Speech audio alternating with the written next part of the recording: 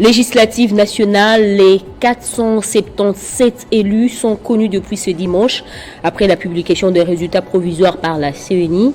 Certains ont été réélus alors que d'autres vont intégrer l'Assemblée nationale au mois de mars prochain. La presse congolaise en deuil, Jean-Victor Biévanga Lengiemi n'est plus. Un journaliste polyvalent à la radio-télévision nationale congolaise est décédé hier samedi des suites d'une maladie. Présidentielle aux Comores, plus de 330 000 électeurs étaient attendus aux urnes. Une journée marquée par des dysfonctionnements. C'est l'heure du journal sur Télé 50. Madame, Messieurs, merci de nous rejoindre.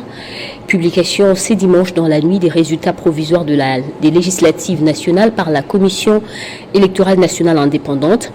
Au total, 44 partis et regroupements politiques ont atteint le seuil de représentativité d'1% qui est fixé à 179 765 voix sur les 17,9 millions de suffrages exprimés.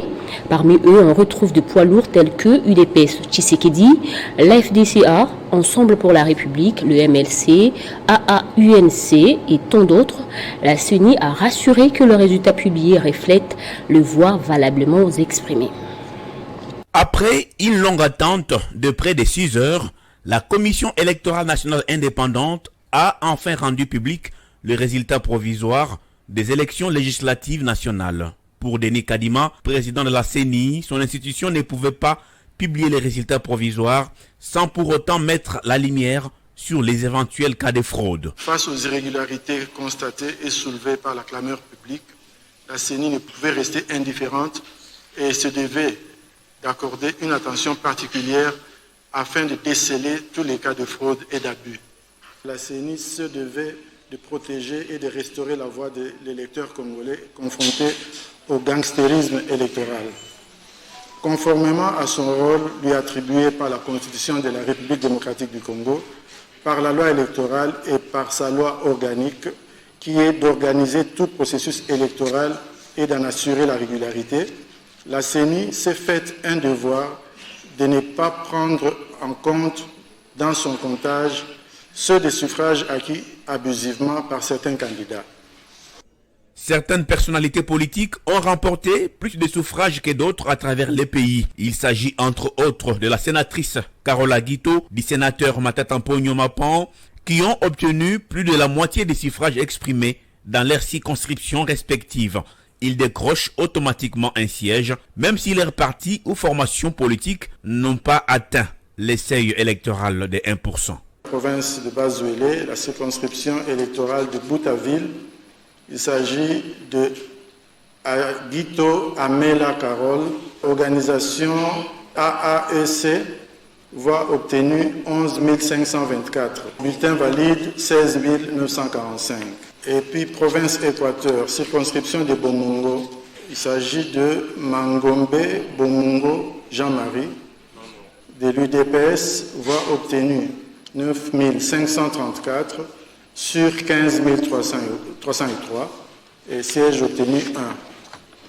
Province du Kasaï, circonscription de Dekese, Bokele Djema Adrien, de Abar à UNC, voix obtenue 11 544, bulletin valide 12 838. Ce résultat, qui ont concerné 477 députés nationaux élus, reste provisoire jusqu'à présent. Ils seront confirmés le 12 mars prochain par la Cour constitutionnelle après les traitements des contentieux électoraux selon les calendriers de la CENI. Et pourquoi la CENI a-t-elle invalidé seulement 82 candidats alors que le nombre d'irrégularités enregistrées aux élections du 20 décembre est élevé? C'est la question que se posent les sénateurs Papi Bazego, candidat aux législatives nationales à Bambessa. Ce dernier conteste les résultats provisoires publiés par la CENI et entend saisir la haute cour pour obtenir gain de cause. Réagissant à la publication des résultats provisoires des législatives nationales par la CENI, le sénateur Papi Bazego, candidat à la députation nationale à la circonscription électorale de Bambessa, n'a pas eu sa langue en poche. Devant la presse, il a contesté ces résultats évoquant les nombreuses irrégularités constatées lors des élections du 20 décembre qui ne peuvent, selon lui, passer sous silence. Je conteste le résultat publié par la CENI. Nous avons vu les animateurs de la CENI commencer directement la publication, alors qu'il y a peu, la CENI, comme tout le monde, les observateurs, les acteurs politiques dans l'ensemble, avaient fustigé les conditions dans lesquelles les élections s'étaient déroulées. Comment on peut expliquer qu'il y ait des irrégularités, qu'on se soit arrêté que au nombre de 82 invalidés? La RDC, avec toute cette étendue qui est pratiquement un grand continent, presque un continent, je dirais, le nombre de candidats, tout ce que nous avons vu circuler, et puis on va nous dire qu'il y a eu 80 candidats, et par la suite, la CENI était revenue, si je ne m'abuse, pour signaler qu'il y avait une nouvelle vague, c'est-à-dire une nouvelle liste qui devait venir, sauf si je me trompe. Et tout le monde l'a attendu. Moi, je m'étais dit qu'il y a eu... c'était plutôt l'occasion pour la CENI de nettoyer sa cour. Papy Bazego dit détenir toutes les pièces à conviction attestant sa victoire et compte, pour ce faire, saisir la Cour constitutionnelle pour obtenir gain de cause.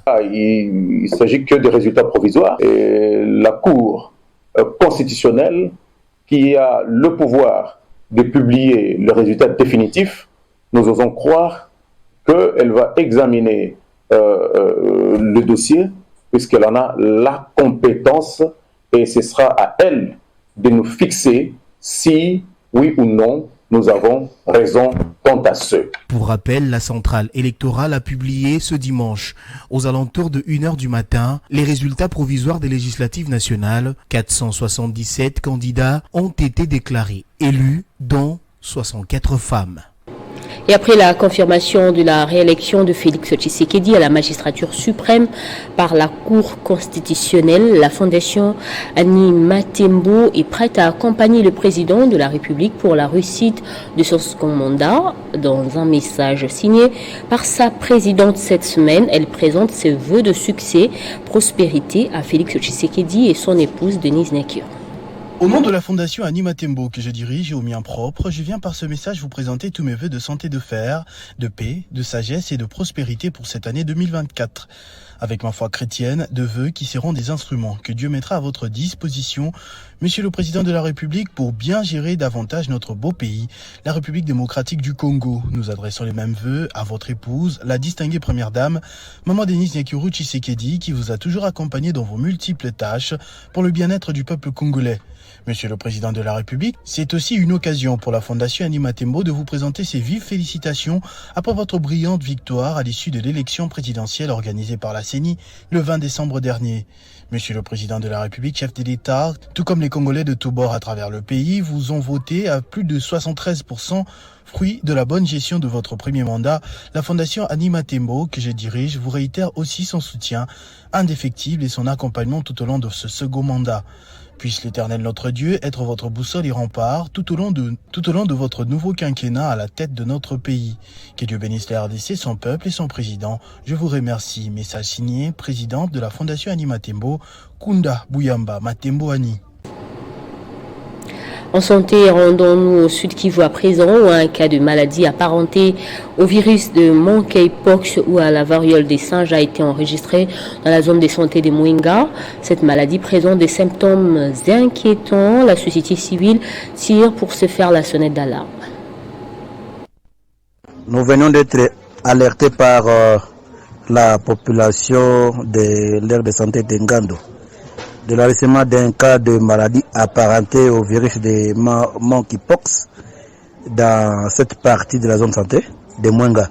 C'était d'ailleurs le mobile qui nous a poussé de faire cette alerte pour essayer un peu de rappeler encore à l'autorité sanitaire pour qu'ils se saisissent de cette alerte pour qu'après ils puissent chercher des voies de sortie par rapport à la maladie. Nous ne sommes pas totalement spécialistes en cette matière, mais tout le monde le sait que récemment, un autre cas de cette maladie a été enregistré en octobre 2023 à Kamituga.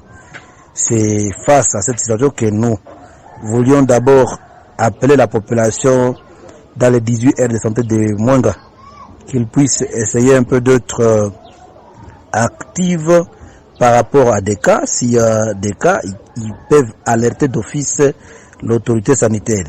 Pourquoi pas les CAC, les CDG, c'est plus important. Et que aussi les autorités de la zone de santé puissent renforcer la surveillance épidémiologique afin de documenter suffisamment sur cette situation. Un décès du journaliste congolais évoluant à la télévision publique Jean-Victor Bievanga Lengiemi à Kinshasa hier samedi 13 janvier des suites d'une maladie. Directeur à la radio-télévision nationale congolaise où il évoluait depuis son jeune âge. Bievanga Lengiemi, que le jeune journaliste l'appelait affectueusement et à bijoux, a prouvé ses talents dans plusieurs émissions radiophoniques et télévisées telles que La Valise, Génie en herbe, Invité du dimanche, Hit Parade avec une rhétorique à couper le souffle.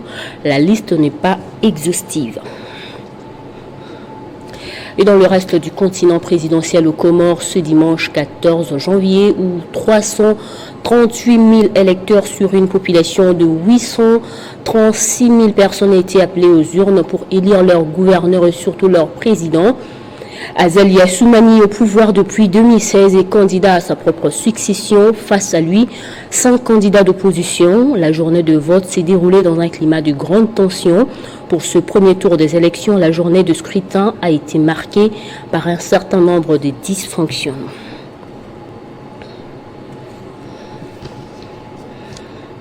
On prend le rappel des titres à présent. Législative nationale, les 477 élus sont connus depuis ce dimanche après la publication des résultats provisoires par la CENI. Certains ont été réélus alors que d'autres vont intégrer l'Assemblée nationale au mois de mars prochain.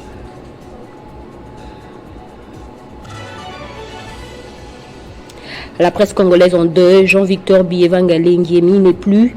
Un journaliste polyvalent à la radio-télévision nationale congolaise est décédé des suites d'une maladie.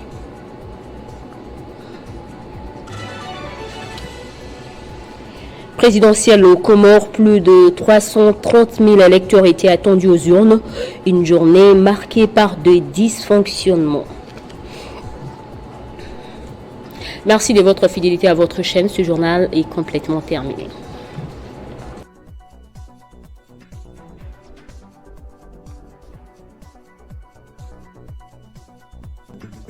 Retrouvez toute l'actualité en continu sur www.tele50.cd.